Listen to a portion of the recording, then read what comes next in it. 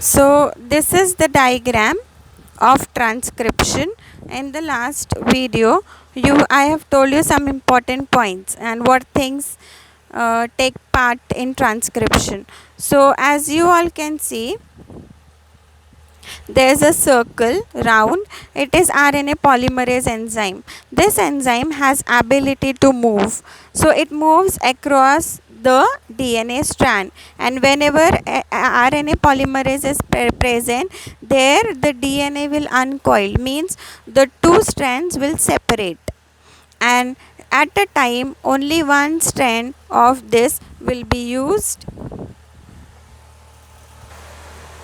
So at a time only one strand of DNA will be used. These are the two strands of DNA.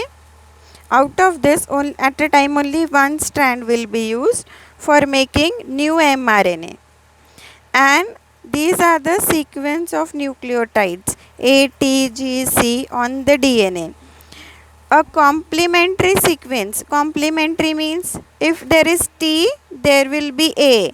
If there is A, there will be U. Remember, in RNA there is uracil. There is no thymine. If there is cytosine, there will be guanine.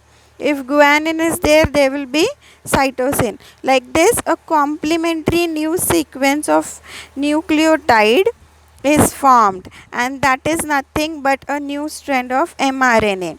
So this RNA polymerase goes on moving further and further, and this new strand of mRNA is being formed, which is then further comes out of RNA polymerase.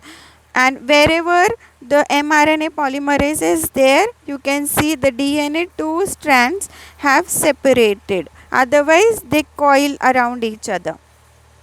So this is the diagram that tells you how transcription process takes place, and this happens only inside the nucleus. After the full mRNA strand is formed, then that new mRNA strand leaves the nucleus and it goes out in the cytoplasm.